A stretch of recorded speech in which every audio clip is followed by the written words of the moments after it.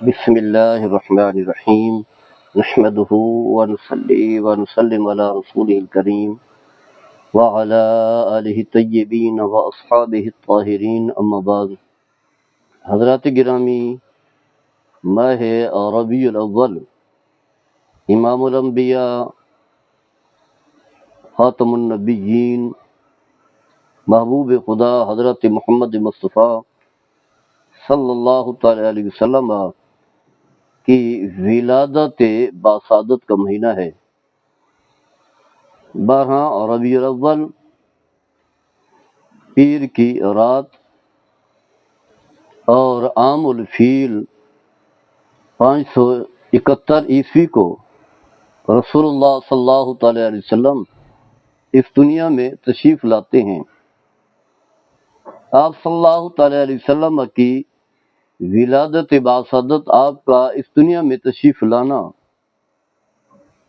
ہم سب کی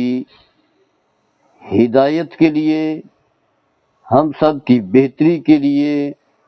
ہم سب کی فلاح اور کامیابی و کامرانی کے لیے ہے۔ سال میں ایک بار ربیع الاول آتا ہے، تو ماہ ربیع الاول میں محافل کا انعقاد ہوتا ہے، مجالس کا انعقاد ہوتا ہے۔ میرے آقا صلی اللہ تعالی علیہ وسلم کہ اسوہ حسنہ کا تذکرہ ہوتا ہے، آپ کی ولادت باسعادت کا بیان ہوتا ہے، آپ کے معجزات کا تذکرہ ہوتا ہے،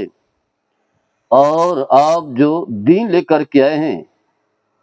اس دین کی اہمیت کو بیان کیا جاتا ہے۔ ہم امتی ہیں،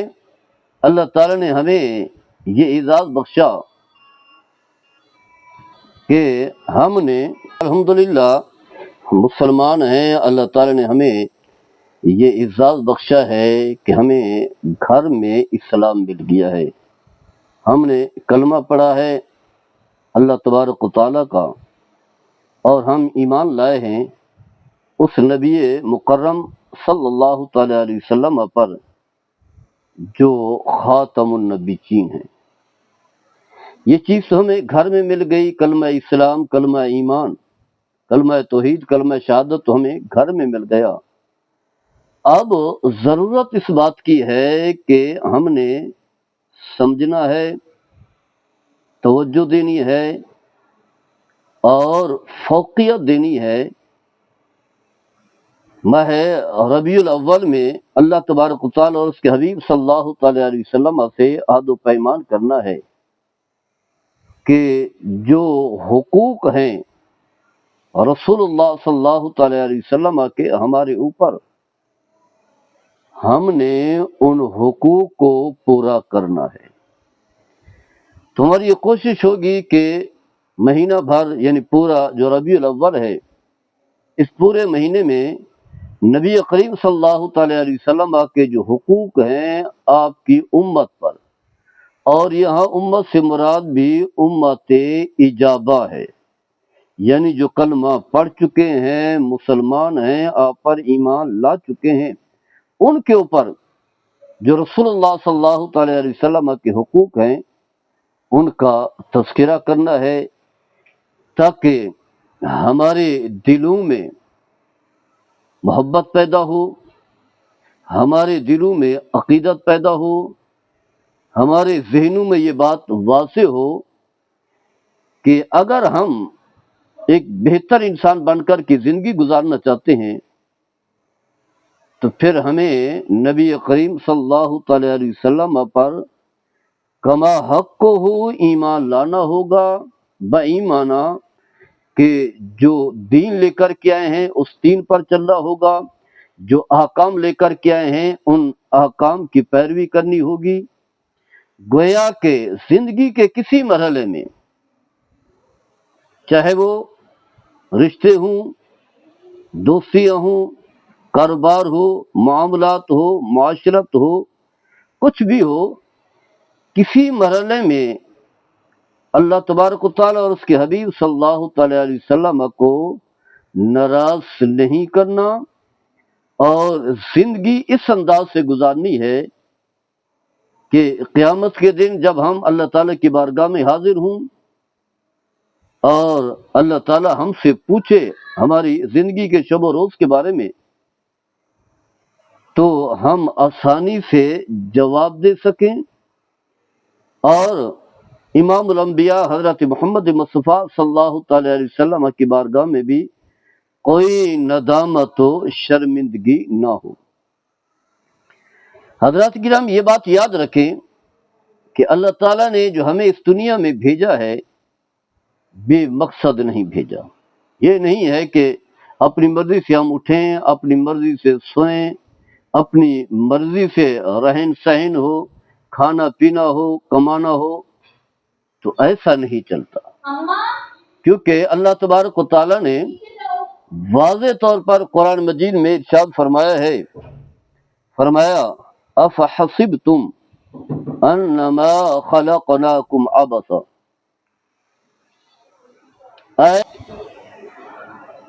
افحسبتم انما خلقناکم عبثا وانکم الینا لا ترجعون۔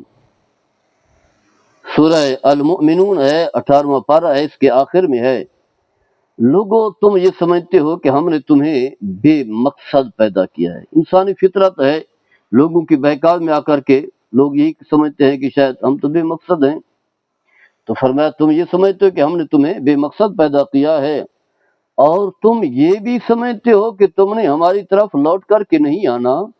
تو اللہ نے واضح کر دیا اس سوالی انداز میں جو انکار پر مبنی ہے کہ ہم نے تمہیں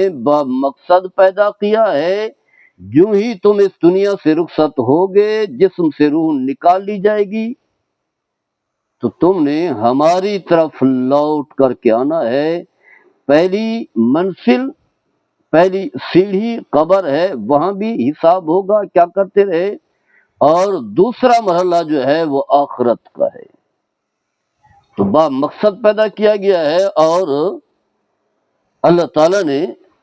اللہ کی بارگاہ میں ہم سب نے لوٹنا بھی ہے۔ اور یہی بات جو ہے ایک اور مقام پر بھی ارشاد فرمائی سورہ الملک میں، فرمایا کہ الذی خلق الموت والحیات لیبلوکم ایکم احسن عملا، کہ اللہ تعالیٰ نے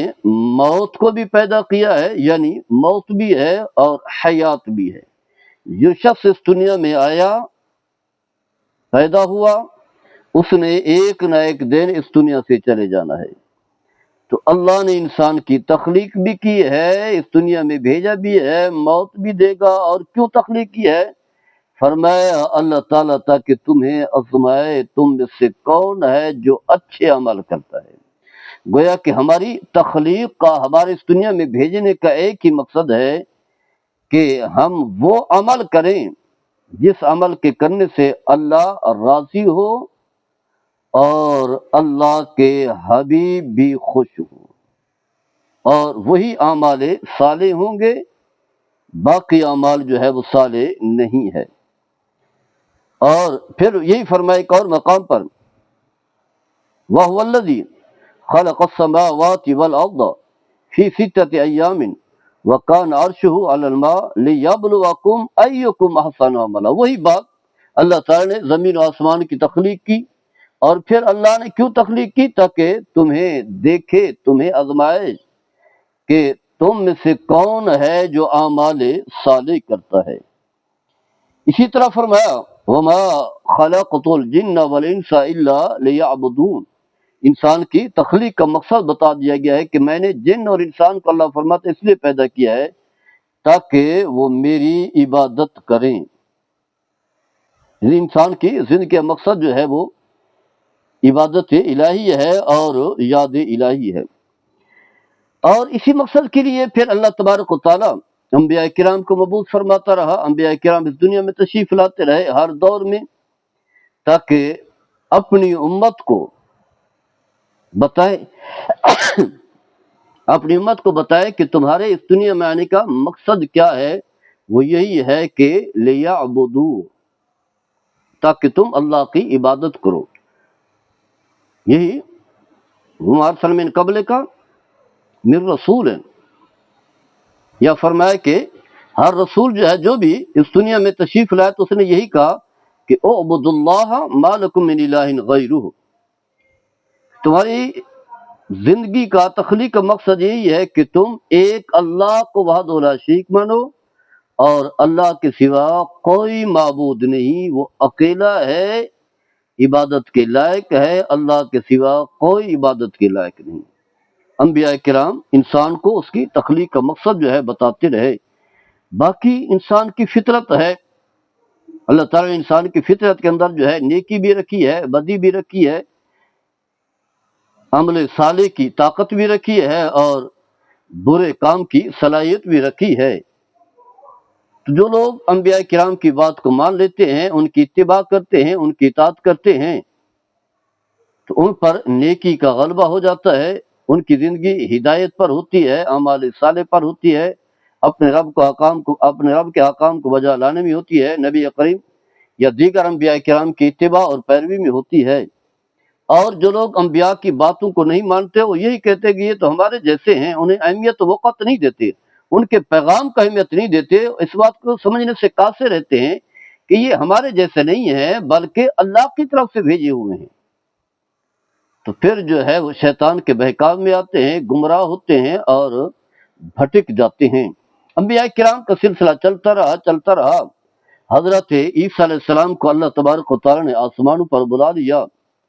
آسمان پر اٹھا لیا، زندہ اٹھا لیا۔ اب حضرت عیسیٰ علیہ السلام کے آسمان پر اٹھائے جانے اور میرے آقا صلی اللہ تعالی علیہ وسلم کی اس دنیا میں تشریف لانے کے درمیان جو ایک فاصلہ ہے، تقریباً 500 سال جیسے کم و بیش جو ہے بن جاتا ہے۔ گویا کہ ایک طویل عرصہ گزرا، کوئی لوگوں کو ہدایت دینے والا موجود نہیں تھا، نیکی کی دعوت دینے والا نہیں تھا، پیغام توحید پہنچانے والا نہیں تھا، اس بات کے بارے میں پیغام دینے والا نہیں تھا کہ تم جس گمراہی میں بھٹکے ہوئے ہو، غیر خدا کے پجاری بن چکے ہو اور مخلوق کے خدا کو ستاتے ہو، مظالم ڈھا رہے ہو، اللہ سے ڈرو، اللہ پر ایمان لاؤ اور اللہ کے احکام کو بجا لاؤ۔ ایک طویل عرصہ گزرا تو آپ سمجھ سکتے ہیں کہ لوگ کتنا شرک میں، بت پرستی میں، گمراہی میں آگے نکل چکے ہوں گے، اس کا انسان تصور بھی نہیں کر سکتا۔ تو اللہ تبارک و تعالیٰ اپنے بندوں پر مہربان ہے، رحمان ہے، رحیم ہے۔ اللہ کو اپنے بندوں پر ترس آیا کہ یہ میرے بندے گمراہی کی طرف جا رہے ہیں، بھٹک رہے ہیں، گمراہی کی طرف جا رہے ہیں، کفر شرک کی طرف جا رہے ہیں، ظلم و زیادتی کی طرف جا رہے ہیں۔ تو اللہ نے پھر اپنے حبیب صلی اللہ تعالی علیہ وسلم کو بھیجا، اور ایسا عظیم الشان رسول بھیجا، کیونکہ اتنا جو طویل عرصہ گزرا ہے، اس عرصے کی جو کمی ہے اس کا ازالہ جو ہے یہ ہستی کر سکتی ہے۔ تو آپ صلی اللہ تعالی وسلم اس دنیا میں تشریف لائے، اللہ تعالیٰ نے آپ کی تشریف آوری کا تذکرہ کیا، اور پھر آپ نے آ کر کے انسان کا مقصد حیات بتایا، وہی جو دیگر انبیاء کرام بتاتے رہے۔ تو آگے چل کر کے ہم اس پر گفتگو کریں گے۔ اللہ تعالی ہم سب کو عمل کرنے کی توفیق عطا فرمائے۔ وما علیہ البلاغ۔